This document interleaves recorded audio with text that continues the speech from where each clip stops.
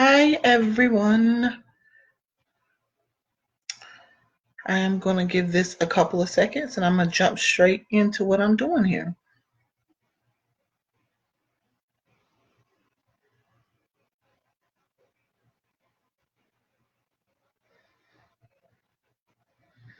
Okay.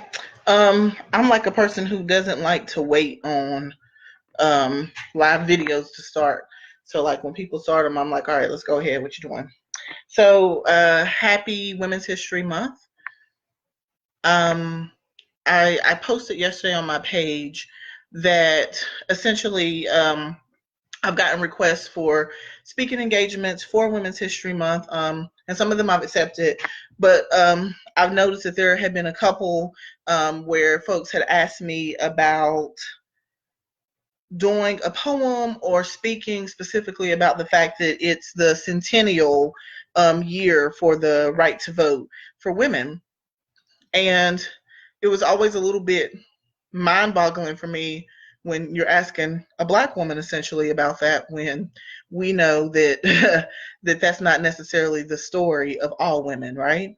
So what I did was I decided that I wanted to create a piece to honor Black women voters.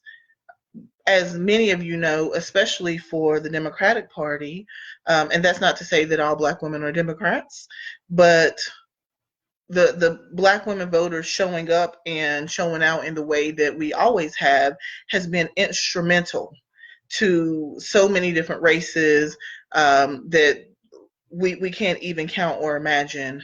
And I also want to honor that I know that voting is a complicated thing within the Black community, period. It's complicated for me sometimes. One of my favorite speeches is The Ballot or the Bullet by Malcolm X. And when I posted on Facebook and asked people to tell me why they vote, Black women specifically, I was also met with some responses, private responses from folks about why they don't. But what I want to write, or wanted to write and decided to write, is a poem about the Black women who do. I'm one of those, and I'm very proud that I'm one of those. And there were quite a few Black women who come from across the spectrum in their viewpoints and the way that they live their life and all of those things, who responded and responded in such a powerful way. And just a quick story. This is the time of year that is kind of a difficult time for me because it's around the time that my father became really ill and eventually passed away in 2012. I have a very distinct memory of coming to my parents' home, and this was when he was pretty sick, and he kept bringing up Fannie Lou Hamer to me. I'm not really sure why. He kept saying to me, "You need to speak about her. You need to," and he kept bringing her up in regards to me.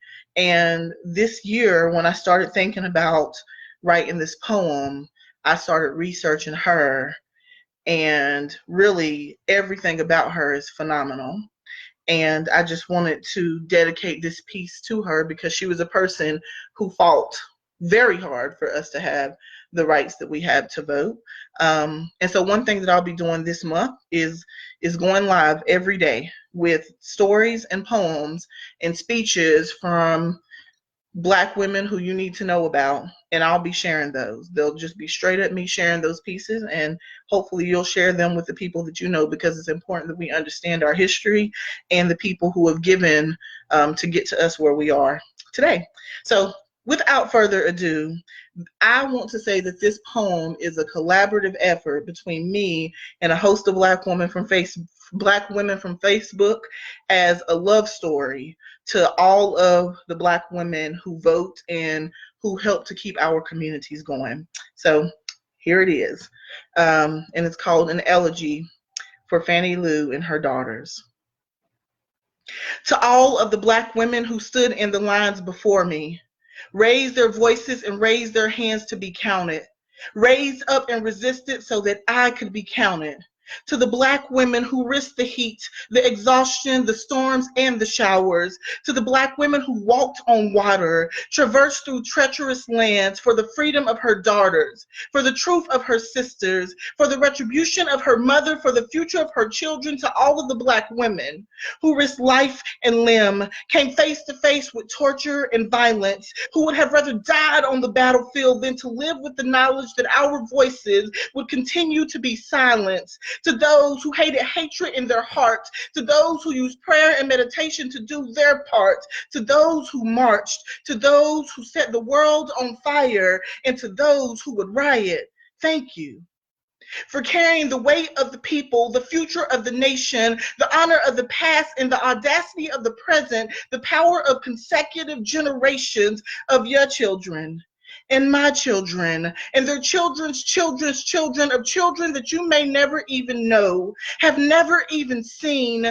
Thank you for carrying all of their wishes and prayers, our collective hopes and dreams on your back, in your hands. Thank you for taking the initiative, for taking a stand, for standing up for all, when standing up for you hasn't often been the popular opinion or choice, for speaking up for all when speaking clearly on your behalf has not often been an option on the table, anyone else's choice, but still, you show up because her before you fought for you to have the right, risked everything for you to be counted and considered, because she knew that this world wouldn't move without the natural resources and resourcefulness that only you can deliver, that only you can create. You show up and you participate because nationally you are needed. In your state, it matters that you are vocal, but more than anything else, you understand the power of your vote when it is local, the power of your elections at home. You carry your community on your back and in your ballot. You protect the provisions that your people are counting on. And you are conscious of what is at stake when you don't participate. You vote as an example. You vote as a leader. Your family has been doing it as a rite of passage for years and years now. Your vote has power and purpose. It has mastery and meaning. And as an act of conscious activism and resistance, pride, resilience, and insistence, you vote to protect your future and your history because you stand on the shoulders of giants. You vote to preserve the Black experience for those who have been disenfranchised, for all whose voices have ever been silenced. You vote for every single vote that they seek to steal, for gerrymandering and line drawing, for community seeking justice, for community seeking a space to heal. You vote because you matter, because your ancestors mattered, because your children matter, and your grandchildren matter, because we were some of the very last to get the rights. You vote and hold everything down and all of us up because you understand the freedom in the fight. Thank you.